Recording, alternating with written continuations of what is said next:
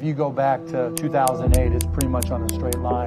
You know, when President Trump got elected, it was a little blip. Some of the things he's done, it's taken it back to the straight line. So it's pretty much, you know, where you'd expect it to be. There hasn't been, I mean, like any market, there's going to be ups and downs, but there hasn't been anything dramatic to change it. Markets tend to just go up, you know, on their own, by their own weight. And so there's no reason for that to change now. Maybe if the trade war extends or something happens with Iran, or, you know, again, there's something aberrational that puts us in a difficult situation, then it could change. But otherwise, I mean, there's no reason to think that, other than stocks, individual stocks, you know, doing what they do, that the market won't continue to go up on the same line that it has since 2008. What do you think about the SEC, just generally speaking? I think they're kind of useless. You know, I think if the SEC really wanted to make the market safer, they would publish bright line guidelines. So, for instance, there's no law, specific law on insider trading. There are only precedents, legal precedents, that have been set as a result of various cases that the SEC has brought.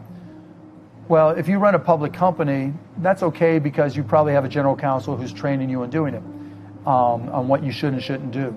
If you're just an investor, you have no idea. You're not a lawyer, and you shouldn't be responsible for, you know, talking to a lawyer before you decide to talk to somebody at a company or make or sell or buy or sell a stock. And I'll give you the perfect example of some of the stupidity. There was a case, and I forget the name of it, where a guy was going to work. It was a railroad company in Illinois, I think. And every day he'd go to work. One day in the parking lot that everybody shared, there was a bunch of limos. And then another day there was a bunch of limos. Mm-hmm. Then another day, the guy literally guessed that the company was being sold. And he bought stock. The SEC sued him. Right. Now the SEC lost, but that's just some of the ridiculous stuff that they do. I'll give you another one. We had a company, Share Sleuth, that did research on some companies, and they found a company that was putting out press release after press release about how great their business was with this new energy solution, I think it was. And we sent somebody out there to just look at the factory, or just called. We didn't even send it. We just called the factory. Nobody answered. Then we called somebody local, I think it was the power company, and said, do you have power turned on for this location? No. Called up somebody local, go look at this building. Nobody was there, right? Company, we shorted stock, company died.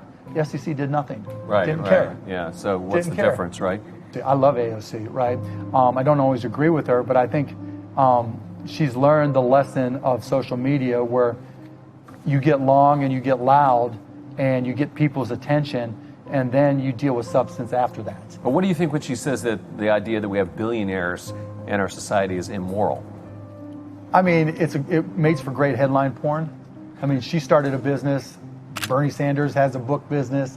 You know, Elizabeth Warren buys and sells houses, or did, right? If they would have had the level of success that I and others have had, I don't think they'd be complaining as much. But that doesn't mean that there's not an income inequality problem. There is. And it's something we have to deal with. I tell, you know, other business people that, you know, the greatest cost to business is social disruption. If people are rebelling and burning things and aren't satisfied with their lives, and they're incented to do horrific things, that's the greatest cost to business, and that costs us more. Now the question becomes, how do you deal with address it? Yeah. Right? So I'm not a fan of trickle-down economics, right? Where I don't think that works. I don't think it has worked. Where, you know, the richer people get, the more they make available to others. Hasn't worked. I'm also not a fan of trickle-down taxation, right? The concept that just tax, you know, those who have a whole lot more, then all of a sudden it'll find its way to those who need it.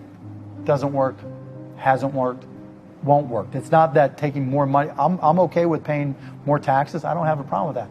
Where the issue is, how do you make it work? Yeah. Right? How do you get it? Now, the reality is, anybody who's working and getting paid by the hour is going to have a challenge when something goes wrong. Right? Do you lose a job? Does the dishwasher break? Does somebody get sick? Is it more than your deductible, or if you haven't covered your deductible yet, can you cover your deductible? If you're getting paid by the hour, it's hard to save money. I don't care if it's $10 an hour, $15 or $50 an hour. It's a difficult position. The only way that people really improve their wealth is by buying a house, condo, whatever it may be, owning shares of stock. And so I think that's where you start to change the rules. I think when you have a company like Uber changed, but who was it that just was it Pinterest, where there's multiple shares, like Snap has got multiple classes of stock. Yeah. I think you tax them differently. If every share of stock in a company in the public market is not treated the same, then it should be it shouldn't be. If you have an advantage class of stock, right, it should be treated as normal income when you sell that stock. Right. If everybody's got the same share of class of stock, then you treat it as capital gains. Right. If you've held it for more than a year, I think you also advantage people. If you have a company where all employees are offered stock, you give them other tax advantages. Right. Because then, to AOC's point, you're lifting from the bottom up. Trickle down is not going to work. But if you create opportunities where people all have to share in stock, then the disparity is going to decline because everybody's going to go up when things happen. Like when we sold broadcast.com, we created 300 millionaires because 300 out of 330 people had vested their stock. Right. So when you work from the bottom up like that, people have a chance to increase the value of their wealth. If somebody's below a certain level of income and they're able to buy a home and you give them more tax advantage, you don't take away their deductions because they're in California or New York. Right. When they have a lower income. Now they did some things to offset, but still, you want people to be able to accumulate assets that enhance, that grow in value, that appreciate. That's how you get people so that their life becomes better. Now everybody's got a platform, so it's a lot easier to bitch. I call it headline porn. You're only going to get attention. The more dramatic you are, the better chance you have of getting attention. And that's just the nature of the beast. I mean, there used to be gatekeepers to media, now there's not. And if you're loud enough and either crass enough, or maybe it's a great idea and people get behind it enough, then you're going to be heard. It doesn't make us bad. It's just the game has changed. You've got an ordinary person, ordinary man or woman. How much of an iconoclast could you or should you be like Mark Cuban? Oh, I don't care.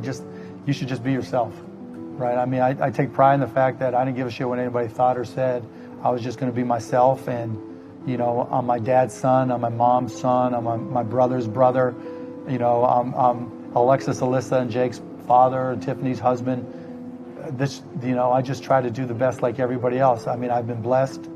Like I say all the time, I'm the luckiest guy in the world, and I just try not to take it for granted. I try to enjoy every minute, and I think now as I've gotten a little bit older, I try to give a little bit more back than I have before, and try to help more people. And in terms of whatever, if anybody else finds himself in my position, just enjoy the moment, enjoy every minute of it.